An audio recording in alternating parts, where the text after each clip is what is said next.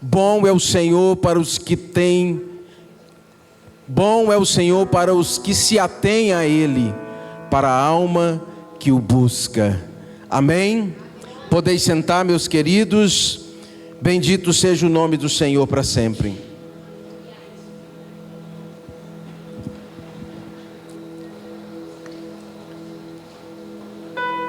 Glória a Deus, obrigado. Meus queridos, estamos iniciando mais um ano, esse ano de 2026, é um ano que nos traz alguns prognósticos muito negativos.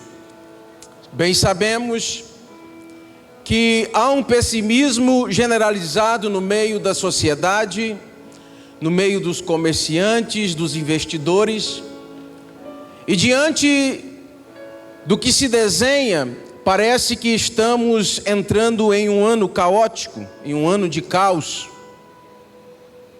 Diante do cenário nacional, internacional, o que vemos, o que se desenha, tanto no mundo político quanto na economia, não parece ser bom para nós. Por isso, diante deste ano de 2026, nós temos uma opção: aderirmos a esse discurso de que será um ano de caos, um ano de dor, um ano de tragédia, um ano ruim, ou decidirmos viver este ano um ano extraordinário de Deus para a nossa vida.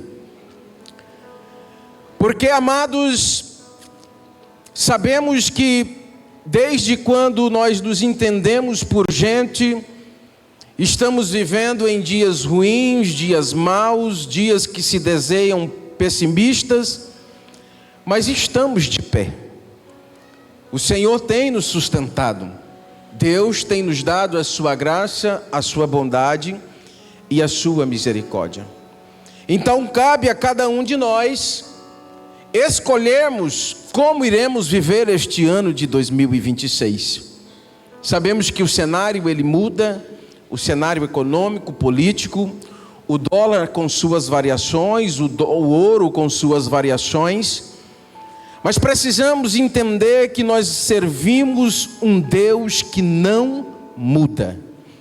A palavra de Deus nos diz em Tiago capítulo 1, versículo 17: toda boa dádiva e todo dom perfeito vem do alto, descendo do Pai das luzes, em quem não há mudança e nem sombra de variações.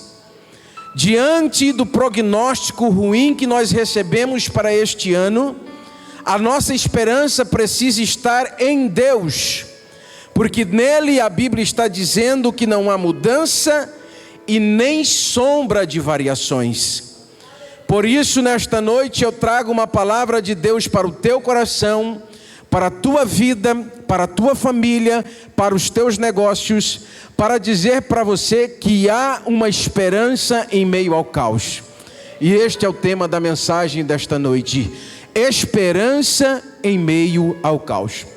Meus queridos, eu trabalho no varejo desde 2001.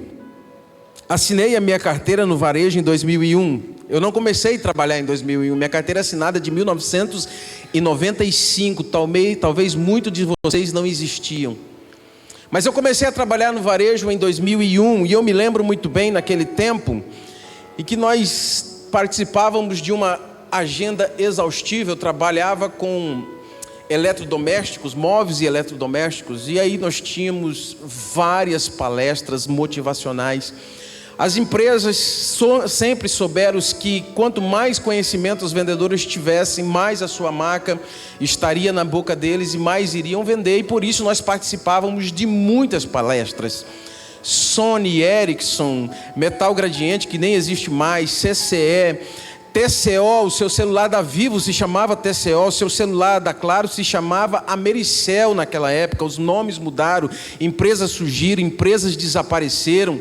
Mas naqueles tempos do ano 2000, na maioria das palestras que nós participávamos, motivacionais e de conhecimento, sempre os palestrantes usavam um exemplo muito interessante para falar a respeito de caos, de crise e de momentos ruins. E eu me lembro que em uma dessas palestras, eles com frequência usavam, e eu me lembro disso, uma ilustração ou uma verdade, eu não sei dizer, mas vamos colocar no campo da ilustração para que eu não me engane, uma história de um vendedor de calçados, de uma empresa brasileira de calçados que resolveu ampliar a sua linha de produção através de exportação. E aquela empresa de calçados contratou um vendedor, um representante comercial com acesso ao mercado onde eles queriam, que era na África do Sul. E contrataram aquele vendedor e colocaram diante deles aquela proposta que a empresa tinha de ampliar os seus negócios, levando os seus calçados até a África do Sul, e levaram este vendedor para a África do Sul para que ele fizesse ali as suas redes de conexões, os seus networks, então, para inserir aquela marca de calçados ali naquele continente. E conta-nos a história que este vendedor ficou alguns dias ali observando, conversando, para que pudesse trazer um diagnóstico para então começar a produção e levar aquela marca de calçados até a África. E quando aquele homem chegou, ele disse: olha, eu queria que vocês me mandassem embora, eu quero pedir demissão. Mas por que eles ficaram assim, abismado, diante da proposta? Ele iria também ser beneficiado, ganharia muito dinheiro em levar a marca para aquele continente. E aquele homem simplesmente disse: olha, durante esses dias que eu estive na África do Sul, eu observei uma coisa, e é impossível que a empresa de vocês cresça vendendo para a África do Sul, porque eu observei que a grande massa das pessoas ali, a maioria da população é pobre, e eles não usam calçados ali. Então, possivelmente vocês não terão sucesso vendendo calçado para a África do Sul. Então aquele homem se demitiu, foi embora, não acreditou no projeto daquela empresa, mas aquela empresa tinha um projeto, ela tinha uma meta, e aquela empresa então decidiu contratar outro representante tão bom quanto aquele, e mandou aquele representante para a África do Sul.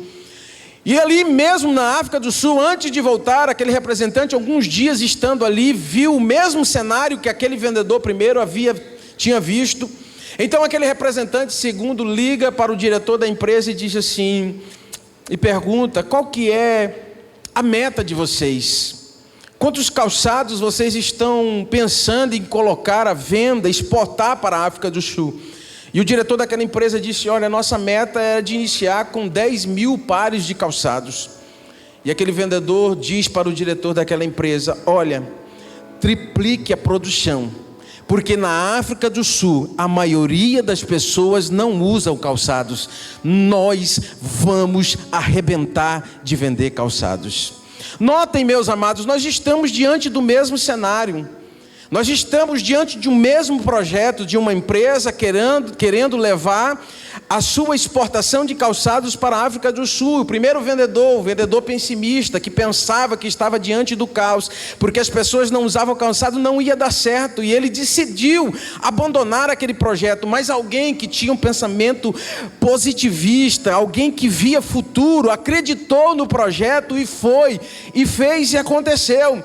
E é exatamente sobre isso que eu quero falar com vocês, amado, que nós precisamos ter uma mente positiva, precisamos carregar esta positividade na nossa vida. Jeremias está dizendo isso: eu quero trazer à minha memória aquilo que pode me dar esperança, e é isso que nós precisamos fazer neste ano de 2026, trazer à nossa memória, amados, aquilo que pode nos dar esperança, aquilo que nos levanta, aquilo que nos impulsiona, aquilo que nos faz acreditar naquilo que Deus tem para a nossa vida. Já dizia, os antigos: enquanto uns choram, outros vendem lenço. Então que nós possamos ser as pessoas que estão do lado de cá vendendo os lenços, meus amados irmãos. Por quê? Porque nós acreditamos no Deus que nós servimos, nós acreditamos nas promessas que Deus tem para nós. O que é isso? É olhar para o copo que está meio cheio e não ver o copo que está acabando, mas olhar o copo copo e dizer: falta só a metade para encher. É isso que nós precisamos aprender, é isso que Jeremias está trazendo para a nossa vida, é isso que ele quer nos ensinar. Jeremias aqui, amados, no seu livro, o livro de Lamentações, está dizendo exatamente do que se trata. É um livro de lamento, ele está lamentando todos os fatos ocorridos, toda a dor vivida, todo o sofrimento.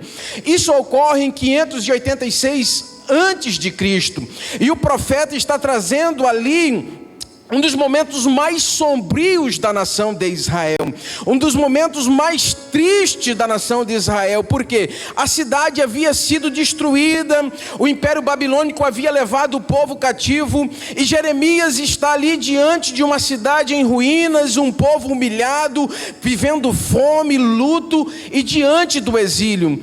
O profeta Jeremias, amados, não fala como quem está longe observando, não. Jeremias está imerso, ele está presente, ele está vivenciando tudo aquilo que está acontecendo ali diante do povo de Israel.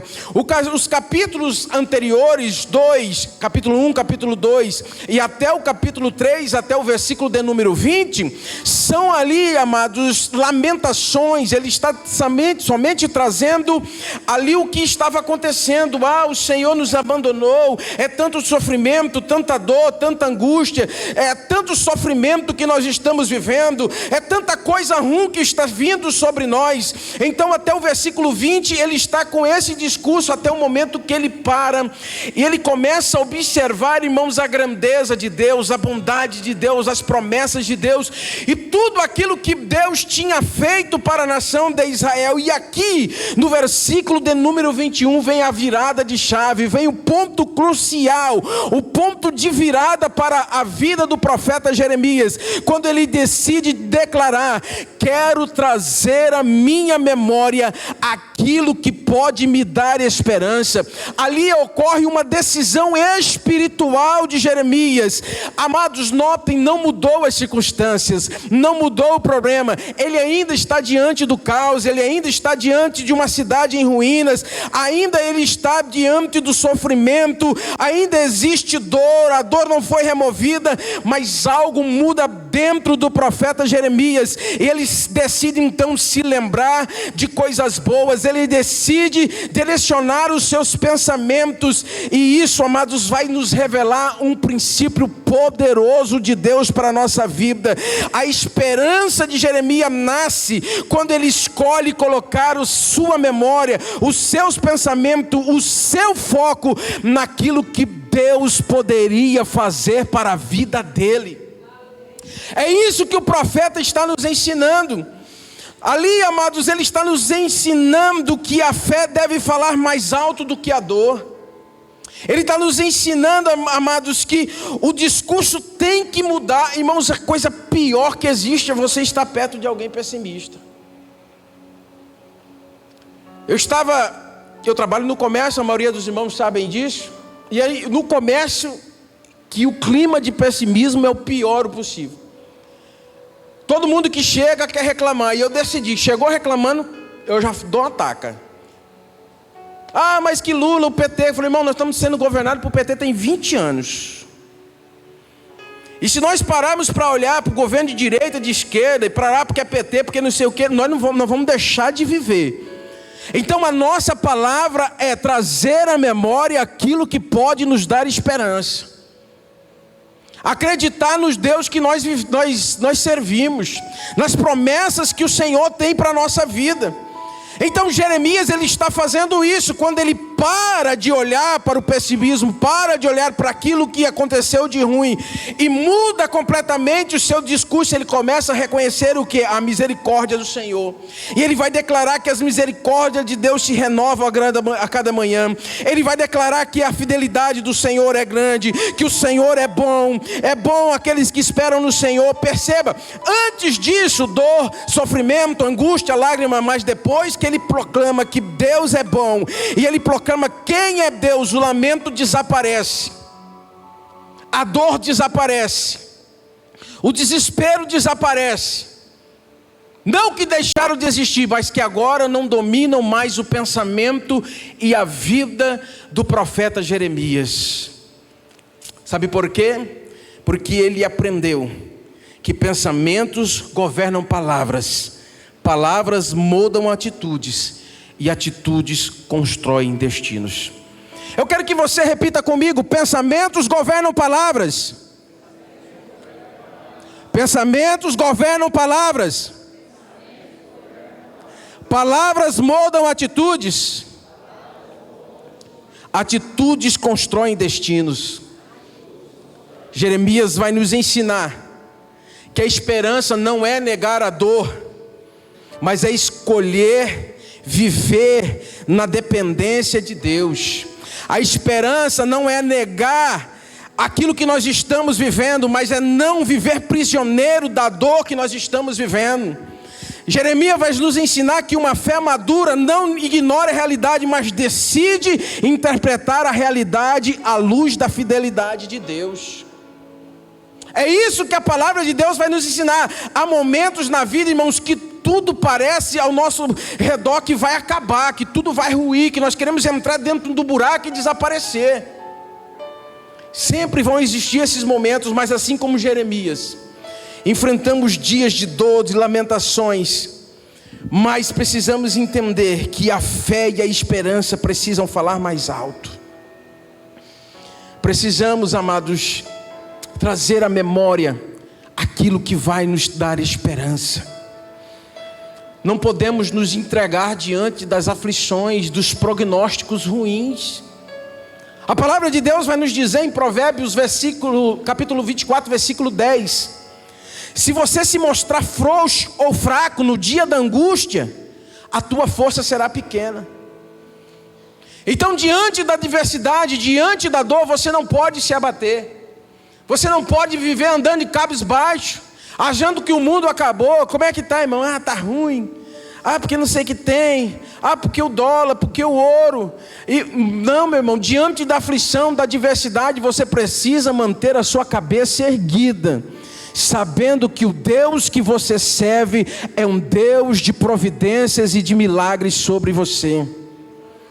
A Bíblia vai nos contar, amados, em 2 Reis, no capítulo de número 4, a história de uma mulher. A Bíblia chama sunamita ela, porque a Bíblia não revela o nome dela, mas fala que ela é uma sunamita. E eu acho interessante a vida dessa mulher, porque ela vai retratar exatamente isso que eu quero trazer à sua memória agora, de não se dobrar, não deixar se vencer diante da adversidade, não se mostrar frouxo diante da angústia. Porque aquela mulher, ela recebeu uma palavra do profeta, deu à luz a um filho. E um dia aquele menino acordou com dor de cabeça, foi ao pai, o pai estava trabalhando no campo, e o menino com dor de cabeça, reclamando de dor de cabeça. Depois você leia 2 Reis, capítulo 4. E o pai chamou um dos seus funcionários e disse assim: ó, leva esse menino para a mãe dele, igual os homens fazem mesmo, né? Leva esse menino para a mãe dele lá, fala que está com dor de cabeça. E o menino foi, ficou no colo da mãe, foi arruinando, e o menino morreu. E aquela mulher é uma mulher que um dia resolveu fazer um quarto, chamado quartinho do profeta, a gente fala, né? Ela resolveu fazer um puxadinho no fundo da casa dela, para quando o profeta Eliseu passasse pela cidade dela, ele ficasse na casa dela. E a mulher pegou aquele menino, colocou sobre a cama do profeta. E quando o marido daquela mulher chegou, irmãos, leia que texto impressionante. Falou assim: e aí, meu bem, como é que tá? Sabe o que ela respondeu? Tá tudo bem. Pede para um dos nossos servos preparar a jumenta, que eu preciso ir lá falar com o profeta. E o marido daquela mulher disse: uai, não é sábado, não é dia de lua, não é dia de festa, por que você vai ver o profeta? Ela falou: tá tudo bem. E o marido pediu para que um dos funcionários, então, preparasse aquele animal para que ela fosse com ela, e ela foi. E quando aquela mulher está chegando, o profeta vê aquela mulher chegando de longe, e o profeta chama o seu moço, Geazi, e diz: Geazi, tu está vendo a sunamita chegando ali? Tô, profeta, corre lá. Pergunta para ela, primeiro, se vai bem com ela. Segundo, se vai bem com o marido dela. Terceiro, se vai bem com o filho dela.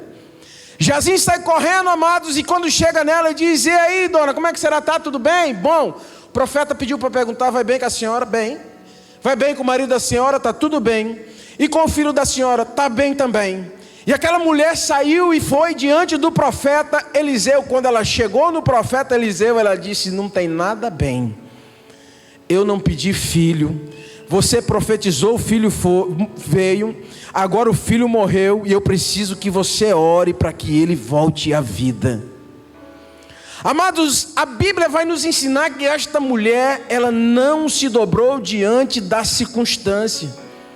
Ela não se dobrou diante da situação. E sabe qual outra coisa que eu aprendi aqui neste texto? Ela não contou o problema dela para quem não podia fazer nada. Ela poderia falar para o marido dela, entrar em desespero: morreu, o que vai ser de nós? Ai, meu Deus do céu. Ela disse: não, bem, está tudo bem, eu preciso falar com o homem de Deus. O homem de Deus mandou Jazim, Jazim foi na frente e diz: vai bem? Ela diz: vai bem também, não vou abrir o meu coração para quem não pode fazer nada para a minha vida. Mas quando ela chegou no homem de Deus, ela disse: eu sei que você é homem de Deus, porque o meu filho é fruto daquilo que você profetizou, e agora o meu filho está lá morto. E a Bíblia diz que ele foi lá, depois orou pelo menino, o menino ressuscitou. Por quê? Porque aquela mulher decidiu não se dobrar diante das circunstâncias, diante do momento ruim, diante do caos que ela estava vivendo. Não podemos nos dobrar jamais diante do caos. Jeremias vai nos ensinar, amados, que a esperança não nasce de circunstâncias favoráveis, mas de uma decisão consciente de lembrar quem Deus é. Quando nós mudamos o foco da dor para a fidelidade do Senhor, o lamento dá lugar à gratidão e à fé, e começamos a enxergar vida mesmo em meio ao caos e às ruínas e às cinzas. O segredo é trazer à memória aquilo que nos dá esperança. Como isso é possível? No próprio texto, o profeta vai nos ensinar. A Bíblia, irmãos, é um livro autoexplicativo. A Bíblia é um livro autoexplicativo. Tudo que nós lemos nas Sagradas Escrituras, nós vamos entender no momento em que estamos lendo, ou nos versículos posteriores ou anteriores, porque a Bíblia por si só ela se explica. Quando Jeremias está dizendo para nós que nós precisamos trazer à memória aquilo que nos dá esperança, ele vai nos ensinar como fazer isso. Lá no livro de Lamentações, do versículo 1 a 26, ele vai dizer: quero trazer à memória o que pode me dar esperança, porque as misericórdias do Senhor são a causa de não sermos consumidos, porque as suas misericórdias não têm fim e se renovam a cada manhã. Grande é a tua fidelidade, a minha porção é o Senhor. Diz a minha alma, portanto esperarei nele. Bom é o Senhor para os que esperam nele, ou por ele, para a alma que o busca.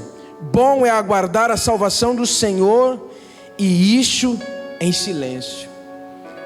Jeremias, quando ele está dizendo que nós precisamos trazer à memória aquilo que nos dá esperança, ele vai nos dar a receita também.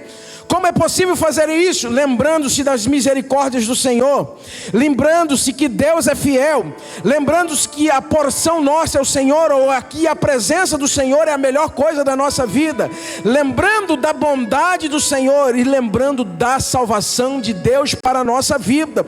O próprio texto está nos dando a receita para vivermos uma vida extraordinária diante do caos que se aproxima da nossa vida. E fazemos isso, irmãos, guardando o nosso coração desse pessimismo que nos cerca. Porque a Bíblia vai nos dizer em Provérbios capítulo 4, versículo 23, sobre tudo que se deve guardar, guarda o teu coração, porque dele procede as fontes da vida. Nós devemos guardar o nosso coração, irmãos, porque tudo que flui de nós, todos os nossos atos, todas as nossas palavras nascem aqui dentro. E Jesus, ele vai afirmar isso Em Lucas capítulo 46 e versículo 45, Jesus vai dizer assim, ó: o homem bom, do seu bom tesouro, o coração tira o bem. O homem mau, do mau tesouro tira o mal. Porque da abundância do coração fala a boca. Repita comigo: pensamentos governam palavras. Palavras moldam atitudes. Atitudes constroem destinos. Sabe por quê, irmãos, que pensamentos governam as palavras? Porque a Bíblia está dizendo do que a nossa boca vai falar, do que o nosso coração está cheio. Uma vez que falamos aquilo que o nosso coração está cheio, essas palavras elas vão moldar as nossas atitudes. Ela vai direcionar as nossas atitudes, os nossos comportamentos. E uma vez que essas palavras moldarem as nossas atitudes, as atitudes que nós tomarmos pelas palavras que nós proferimos, vão construir os nossos destinos.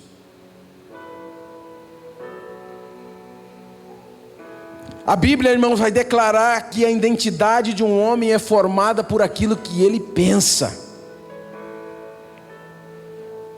O que você está pensando? O que você tem trazido à sua memória? Nós vamos sair daqui deste culto, irmãos, declarando que este ano de 2026 será um ano extraordinário de Deus para a nossa vida, para a nossa família, para o nosso gado, para a nossa empresa, para tudo que nós estivermos, no nome de Jesus.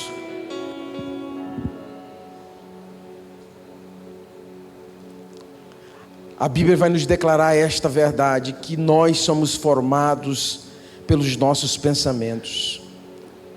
As palavras, irmãos, podem ser ensaiadas, atitudes podem ser aparentes, mas o coração revela a verdade. O que está aqui dentro é revelado por aquilo que falamos, fazemos. O coração sempre vai revelar. E Deus, irmãos, Ele sempre vai olhar para o nosso coração. Ele sempre vai olhar para o nosso coração, porque é o nosso coração que abriga os nossos pensamentos, intenções e motivações. Deus nunca vai se impressionar, irmãos, com o estereotipo do ser humano, nunca. Deus não está nem um pouquinho preocupado com aquilo que está diante dos olhos. Deus, Ele se impressiona, na verdade, com corações, intenções e motivações que nascem daqui de dentro. A Bíblia vai dizer em Mateus capítulo 15, versículo 8: este povo me honra com os lábios, mas o coração está longe de mim. Enquanto o povo estava lá, declarando, levantando a mão, cantando, gritando, pulando, Jesus estava falando assim: ó, eu estou interessado naquilo que está aqui dentro. Deus não se impressiona com aquilo que está para o lado de fora, nunca se impressionou. Desde o princípio das Escrituras, irmãos, Deus sempre vai nos mostrar isso. Deus sempre vai revelar nas Escrituras Sagradas que os seus critérios são diferentes dos critérios humanos. Porque o homem sempre vai olhar o que está aparente, a posição, a força, as palavras, o carro, a conta bancária, o carro, a casa que você tem, o bairro que você mora, a roupa que você veste, o calçado. Deus, irmãos, para Ele nada disso tem valor. As Escrituras sempre vai nos mostrar que Deus, Ele sempre vai olhar o que ninguém está vendo, o coração. Sempre. Essa verdade se manifesta no profeta Samuel, quando ele vai separar o rei, ungir o novo rei de Israel, amados. Quando ele se depara com Eliabe, forte, poderoso, homem de guerra, imponente, ele diz: está perante mim o novo rei de Israel. Mas Deus novamente demonstra ali, Deus interrompe a lógica humana, para mostrar que Ele não está preocupado com aquilo que se vê, mas com aquilo que se passa aqui dentro de nós. E lá no livro de 1 Samuel 16:7, o Senhor vai dizer a Samuel: Samuel, não atentes para a sua aparência, nem para a altura da sua estatura, porque eu o tenho rejeitado, porque o Senhor não vê, Samuel, como o homem vê, pois o homem vê o que está diante dos olhos, porém o Senhor olha para o coração. Davi, amados, não havia sido convidado para esta reunião. Davi não estava presente, não havia sido chamado, estava no campo trabalhando. Davi não tinha postura de rei, aparência de rei, mas tinha um coração de rei. E Deus estava olhando e está olhando corações. O coração de Davi estava alinhado com o coração, os projetos e os sonhos de Deus. E Deus demonstra pelas Sagradas Escrituras que o que vale é o que se passa dentro das nossas mentes e corações. Interessante, quando eu estava estudando para trazer essa mensagem, eu queria algo secular que pudesse complementar isso que eu estou falando, e eu falei assim, deve ter algum estudo científico sobre isso. E existem vários estudos científicos sobre isso. Você acredita que a ciência vai corroborar com o que eu estou falando? A ciência, irmãos, diagnosticou um número de pessoas com câncer, e pegaram aquele número de pessoas, e dentro daquele número de pessoas, eles pegaram um grupo de pessoas que eram pessimistas, e um número de pessoas que eram pessoas otimistas. E aquelas pessoas foram diagnosticadas com o mesmo tipo de câncer, e iriam passar pelo mesmo tratamento, pelo mesmo processo de quimioterapia, de radioterapia, os mesmos medicamentos, os mesmos acompanhamentos psicológicos e tudo. E eles notaram que as pessoas que eram pessimistas, a maioria delas morreram no decorrer do tratamento, porque elas não acreditavam. Quando elas receberam o diagnóstico, elas já pensaram, vou morrer, a doença não tem cura, tudo isso que eles vão fazer para prolongar um pouquinho a mais a minha vida. E a maioria dessas pessoas morreram. E a grande maioria das pessoas que acreditavam no tratamento, que sabiam que iam passar daquele momento ruim, a grande maioria que acreditavam que ia dar certo o tratamento, os medicamentos, a maioria não morreu, mas venceram a doença. A ciência já dizia isso, só que o que a ciência chama de resiliência emocional, a Bíblia vai chamar de fé e esperança. Porque os pensamentos moldam o comportamento e influenciam na nossa saúde. E se eles tivessem lido a palavra de Deus em Provérbios 17, 22, eles não precisavam fazer o experimento, porque a Bíblia está dizendo, o coração alegre serve de bom remédio, mas o espírito abatido seca os ossos. A Bíblia está dizendo, aquele que tem um coração alegre, aquele que é otimista, positivista, que acredita, que espera no Senhor, esse irmão diz, isso é um remédio para a sua alma, para a sua enfermidade, para os seus momentos de dor, de angústia, de aflição. Mas aquele que tem um pensamento pessimista, que não acredita, que não pensa positivo, ele sempre vai ser abatido, destruído por aquilo que ele pensa.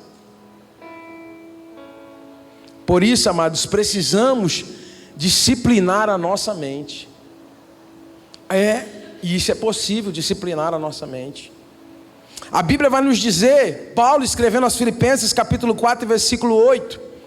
Olha que interessante. Quanto ao mais, irmãos, tudo que é verdadeiro, tudo que é honesto, tudo que é justo, tudo que é puro, tudo que é amável, tudo que é de boa fama, se há alguma virtude e se há algum louvor, nisso pensai. Paulo está dando a receita para nós disciplinarmos a nossa mente. Como disciplinarmos a nossa mente? Trazendo o que é verdadeiro, o que é honesto, o que é justo, o que é puro, o que é amável, o que é de boa fama. É nisso que precisamos pensar, a Bíblia está dizendo. Irmãos, quando nós temos a nossa mente pensando corretamente, isso é para nós uma disciplina espiritual. Porque nem todo pensamento vem de Deus, nem todo pensamento deve permanecer na nossa mente, e nós não vivemos o dia inteiro pensando em coisa boa. Mas é isso que nós aprendemos com Jeremias, quando ele está dizendo que ele quer trazer à memória aquilo que dá esperança, e a partir do versículo 21 ele só começa a falar de coisas boas, de bênção, de esperança, de prosperidade, de misericórdia de Deus. Ele ainda está no caos, ainda está na ruína, mas ele decidiu não viver prisioneiro daquele momento ruim, mas viver uma vida poderosa em Deus, esperando em quem podia trazer esperança a ele. É isso que a palavra de Deus vai nos ensinar. Precisamos, irmãos, fazer isso. E como fazemos isso? Paulo, escrevendo aos Coríntios, no capítulo 10 da segunda carta aos Coríntios, versículo 5, ele diz: levando cativo todo pensamento à obediência de Cristo. Sabe o que Paulo está querendo dizer aqui aos Coríntios? Que nós devemos disciplinar e controlar ativamente a nossa mente. Ele está dizendo que nós temos que impedir ideias contrárias contra Deus, que essas ideias prevaleçam na nossa vida, submetendo cada pensamento aos ensinamentos e à vontade de Cristo, através da palavra de Deus, para vivermos em conformidade com Ele, destruindo argumentos e altivez contra o conhecimento divino. Sabe como nós levamos os nossos pensamentos cativos ao Senhor? Aprendendo que pensamentos governam palavras, palavras moldam atitudes, e atitudes constroem destinos. Eu vou te dar um exemplo bíblico muito interessante, de pensamento positivista, otimista, e um pensamento que é um pensamento pessimista. A nação de Israel, amados, tinha uma promessa de Deus sobre a vida deles, que Deus daria a eles uma terra que mana leite e mel. Passaram-se 430 anos, estavam escravos no Egito. Deus usa Moisés, e esse povo sai em direção a esta terra, a saber, a terra de Canaã. Quando o povo chega diante da promessa, diante dos muros desta cidade de Canaã, eles então precisam ir àquela terra, observar aquela terra, tomar nota de tudo que eles veem ali. E eles escolhem 12 homens, são 12 tribos, e cada tribo escolhe o seu principal homem, e manda aqueles 12 homens à terra de Canaã para espiar a terra de Canaã, e passam ali dias espiando a terra, e tomando nota e fazendo relatório de toda aquela terra. E quando Deus disse que daria a eles uma terra que mana leite e mel, não que brotaria leite e mel da terra, mas que Deus estava dizendo que era uma terra fértil, uma terra produtiva, uma terra muito boa. E de fato era. Porque a Bíblia vai nos dizer, quando esses homens estão retornando, eles precisaram de 2 homens para carregar um cacho de uva. Pare para pensar. 2 homens para trazer um cacho de uva. Tamanha fartura, tamanha fertilidade que era naquela terra. Mas além deles verem uma terra que mana leite e mel, uma terra fértil, uma terra produtiva, eles viram naquela terra também gigantes. Os Anaquins, os filhos de Anak, eles viram que aquela cidade era uma cidade fortificada. Aquela era uma cidade forte, os seus moradores eram moradores fortes. Não à toa aquela cidade era uma cidade boa. Ela era uma cidade muito bem guardada. E dentre aqueles 12 homens, 10 deles tinham um pensamento pessimista. E quando eles chegaram diante da nação de Israel, eles despejaram todo aquele pessimismo, todo aquele caos. E eles diziam assim: nós não podemos contra este povo. Eles disseram assim: quando nós olhamos, ei Josué, quando nós olhamos para aqueles homens, nós nos sentimos como gafanhotos. E detalhe, nós vimos lá os filhos de Anak e os Anaquins, são homens gigantes. Nós nunca poderemos entrar nesta terra. Capítulo 13, versículo 31. Não podemos subir contra aquele povo, porque ele é mais forte do que nós. Eles estão olhando os gigantes, com a visão de derrota, uma linguagem de incapacidade, e isso mudou o destino daqueles homens. Eles não possuíram a terra. eles não entraram em Canaã. Por outro lado, existia 2 homens, Josué e Calebe. Aqueles homens viram a mesma coisa que esses 10 viram. Pisaram na terra que aqueles mesmos 10 homens pisaram. Viram as dificuldades que aqueles 10 homens também viram. Provaram do fruto que aqueles 10 homens também provaram. Mas eles tinham uma esperança em Deus, e estavam levando cativo a sua memória no Senhor, e trazendo à memória deles aquilo que podia dar esperança. E eles vão declarar, lá no capítulo de número 14 e versículo 8, se o Senhor se agradar de nós, Ele vai nos colocar nesta terra, terra que mana leite e mel.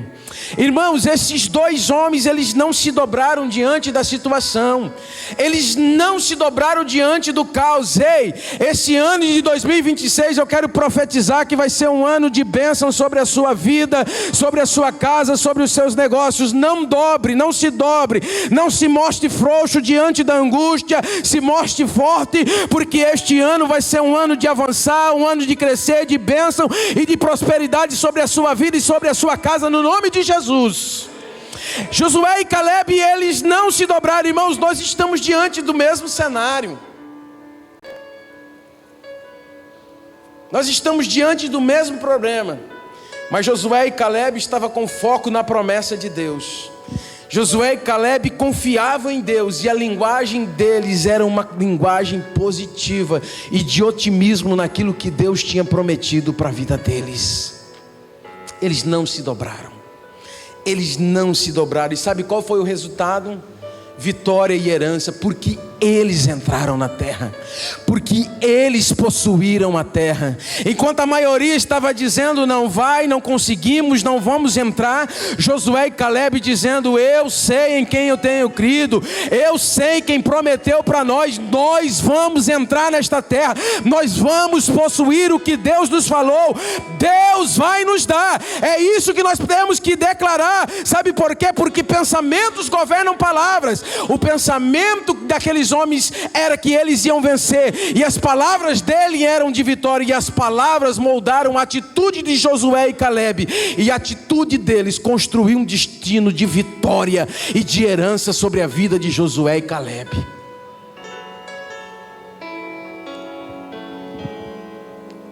É a palavra de Deus para a nossa vida nesse ano de 2026. É o que Deus tem para a sua vida e para a sua casa neste ano de 2026. Agora, se você escolhe qual destino que você quer tomar. Irmãos, a palavra negativa ela é tão ruim. A maioria dos irmãos sabe que grande parte da economia da nossa cidade é da extração do ouro e a extração ilegal do ouro. E se você perguntar, como vai o garimpo? Para um garimpeiro ele vai dizer, vai bem, porque eles estão extraindo ouro. Se você perguntar aqui para os produtores de gado como é que está, eles vão dizer que está bem, eles estão vendendo gado, está no momento bom, o pasto está verde. Se você perguntar se alguém desempregado aqui na nossa igreja, só se não quiser trabalhar. O que muda, irmãos? O pessimismo. Então, diante da oportunidade que nós temos, nós não queremos investir naquela possibilidade porque nós temos um prognóstico ruim. E deixamos de fazer a economia girar, não porque a economia está ruim, porque nós temos um prognóstico que vai ser ruim esse ano. Então o dinheiro está no bolso do povo, mas o povo não quer gastar. Porque eles estão com medo de gastar, porque esse ano todo mundo está dizendo que vai ser um ano ruim. Mas eu já profetizei que na minha empresa vai ser um ano bom. Eu já profetizei que na minha casa vai ser um ano bom. E eu quero profetizar que na sua empresa vai ser um ano bom. Eu quero profetizar que sobre a sua terra vai ser um ano bom. Sobre os seus negócios vai ser um ano bom. Sobre o seu estudo vai ser um ano bom. Sobre a sua casa, seus filhos, a sua família, sobre a sua saúde. Esse ano vai ser um ano bom em nome de Jesus. Quem recebe esta palavra, aplauda o Senhor. Em nome de Jesus, esse ano vai ser um ano bom. Repita comigo: pensamentos governam palavras.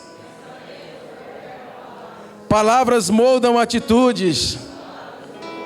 Atitudes constroem destinos. Deus não começa, irmãos, a transformação pelas circunstâncias, mas pelo nosso interior. Hoje nesta mensagem eu não falei apenas de atitudes externas, mas de pensamentos. Não falamos apenas de comportamento, mas de esperança. E isso me leva a fazer uma pergunta inevitável para você: como tem sido o seu pensamento? Como tem sido o seu pensamento? O seu pensamento tem sido um pensamento de fé ou de medo? O seu pensamento tem sido um pensamento de esperança ou de desistência?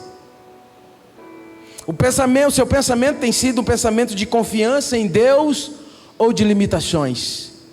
Como tem sido o seu pensamento?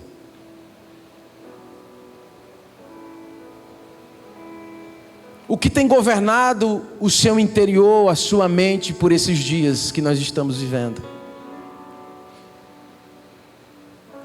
Talvez ninguém consiga ver as suas lutas internas, mas Deus vê. Talvez alguém não consiga ver as suas batalhas, os seus problemas, as suas aflições, mas Deus consegue enxergar o que se passa dentro de você. Deus vê o coração, amados. Ele vê a nossa mente cansada, os nossos pensamentos repetitivos, as batalhas silenciosas em que nós vivemos. E Deus quer mudar o modo da gente pensar. Deus quer mudar o modo da gente pensar. Porque quando, irmãos, a nossa mente é renovada, a nossa vida é transformada. A esperança, ela volta e se levanta, e a nossa conduta muda.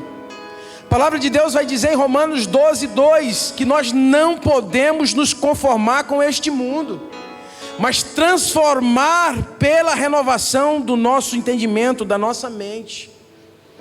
A Bíblia está dizendo que nós não podemos nos amoldar a este mundo. Esta água, ela se conformou com este copo, ela se moldou a este copo. E a Bíblia está dizendo, nós não podemos nos conformar. Todo mundo está dizendo que vai ser ruim, e você se conformar e dizer que vai ser ruim. Todo mundo dizendo que vai ser um caos, e você se conformar e dizer que vai ser um caos. Não, a Bíblia está dizendo que nós não podemos nos conformar com este mundo, mas precisamos ter uma mente renovada. Nós vamos sair daqui, irmãos, com uma mente renovada, no nome de Jesus, porque é isso que o Senhor tem para nós. É isso que Deus quer para nós. É isso que Ele pensa a respeito de nós. Se nós, amados, entregarmos os nossos pensamentos a Deus, Deus restaura a nossa esperança. Se nós alinharmos a nossa mente à verdade de Deus, Deus, amados, Ele restaura nossas forças. Deus não unge aparências, mas transforma os corações. E quando Deus transforma corações, Ele transforma tudo. A Bíblia vai nos dizer, amados, Paulo escrevendo aos Filipenses, no capítulo 3 e versículo 20, que Deus, Ele é poderoso para fazer em nós infinitamente mais do que tudo que pedimos ou pensamos.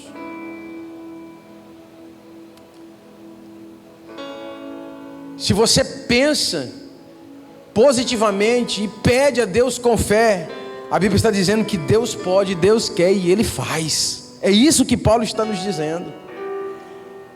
E quando nós temos um pensamento positivista, esse pensamento otimista, quando nós temos este pensamento fundamentado em Deus, irmãos, isso nos liberta, isso nos impulsiona, isso nos conduz a viver coisas extraordinárias.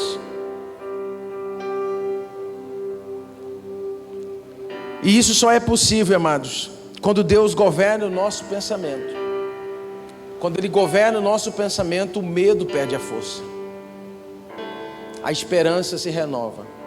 E vivemos coisas abundantes e grandes milagres de Deus sobre a nossa vida. Interessante, irmãos, que o próprio Deus, Ele pensa coisas positivas sobre nós. Os pensamentos de Deus são positivos sobre nós, são otimistas sobre nós. Jeremias, no capítulo 29 e no versículo 11, Deus vai dizer assim: bem sei eu os pensamentos que penso a vosso respeito, diz o Senhor.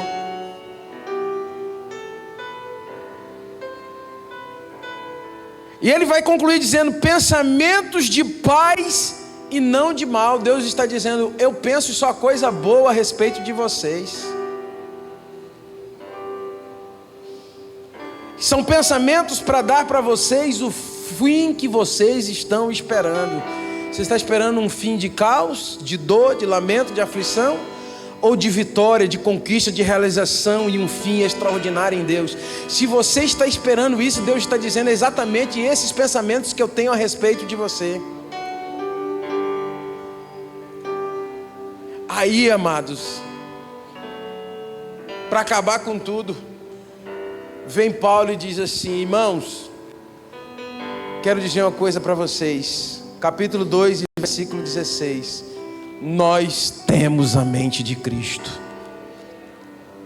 Se Deus pensa coisas positivas sobre nós e nós temos a mente de Deus, o que tem passado na nossa mente? O que tem passado na sua mente?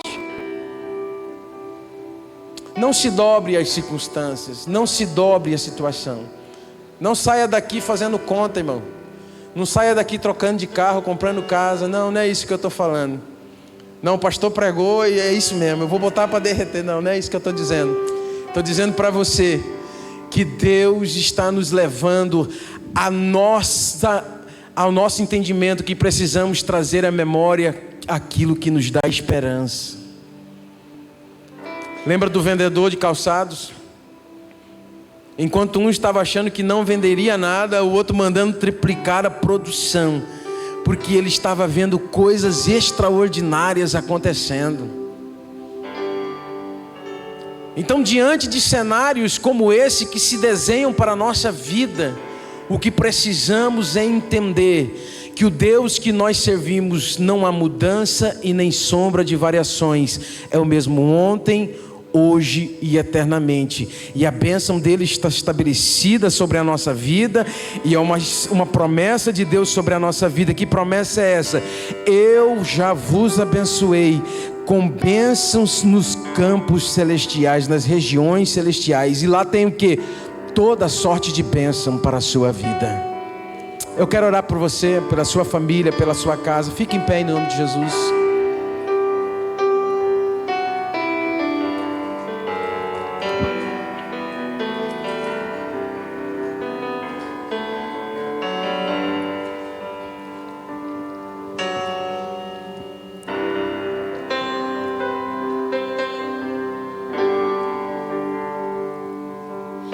Não deixe as circunstâncias abalarem a sua fé, a sua conduta, a sua vida, não.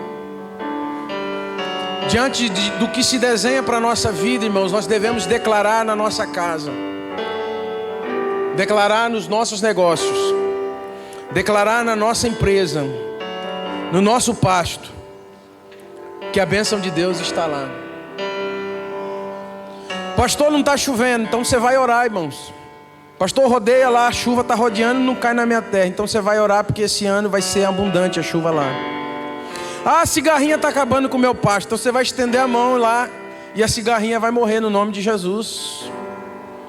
Você vai chegar na sua casa e aquele diagnóstico, prognóstico ruim sobre a sua vida, sobre a vida do seu filho, sobre o seu carro.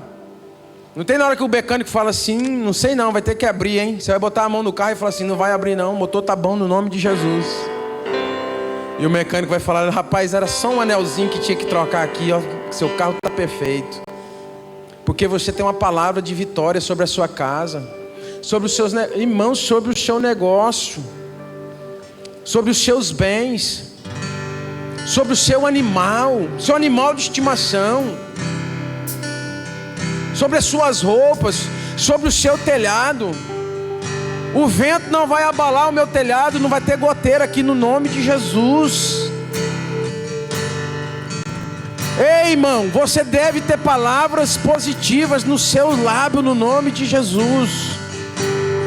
Sai do seu lugar, eu quero orar por você você que essa palavra falou contigo nesta noite. Eu quero orar por você, sai do seu lugar no nome de Jesus. Eu quero profetizar que este ano vai ser um ano de vitórias, de bênção. Esse ano será um ano extraordinário sobre esta casa, sobre esta igreja. Eu vou fazer 2 orações. Eu vou fazer essa primeira oração por você que esta palavra que falou ao seu coração. E Deus vai renovar as suas forças, os seus pensamentos, e você vai sair daqui otimista no nome de Jesus. E quando alguém falar para você, sei não, hein? Esse ano, você nem vai deixar ele terminar a frase. Você vai dizer, esse ano vai ser uma bênção no nome de Jesus.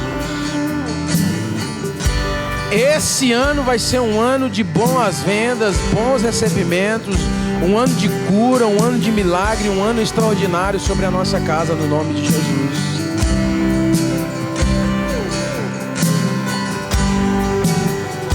Axa, que bom ver vocês aqui. Esta casa recebe vocês com muito prazer. A Igreja Mensagem da Cruz é uma família a se pertencer. Amém? Deus abençoe. Curva a sua cabeça. Ela nunca falhou, irmãos, a graça de Deus. Todos os dias. Ei, irmãos, nas mãos de Deus nós estamos. E aí, quando você se levantar de manhãzinha, até na hora que você for deitar, você vai falar da bondade de Deus. É isso que vai estar nos seus lábios no nome de Jesus. Sabe por quê?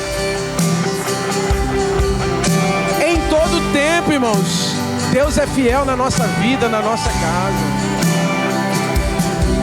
Ele é bom, Ele é bom, Ele é bom. Todo fôlego que tenho, eu cantarei a bondade de Deus.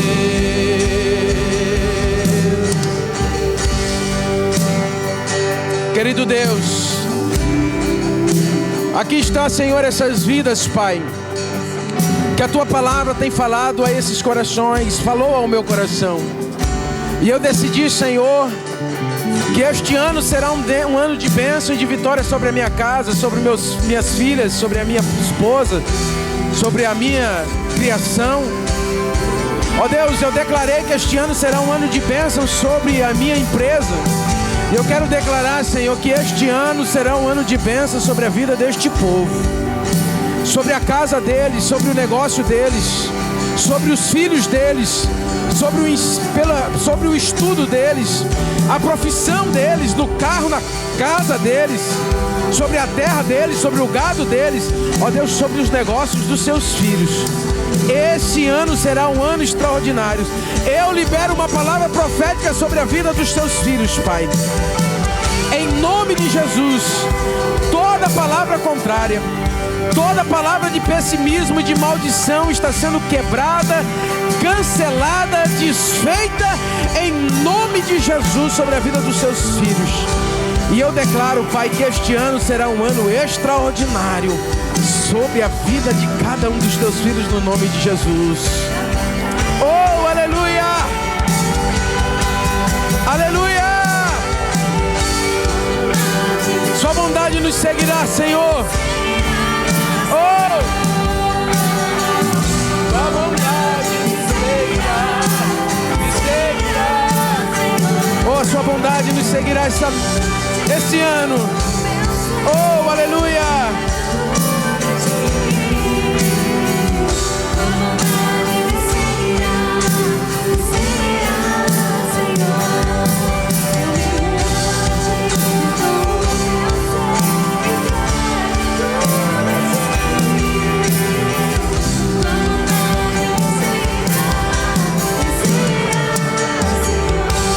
Glória a Deus. A bondade de Deus está sobre a nossa vida. A Bíblia diz que ainda que sejamos infiéis, todavia Ele permanece fiel. É isso que Jeremias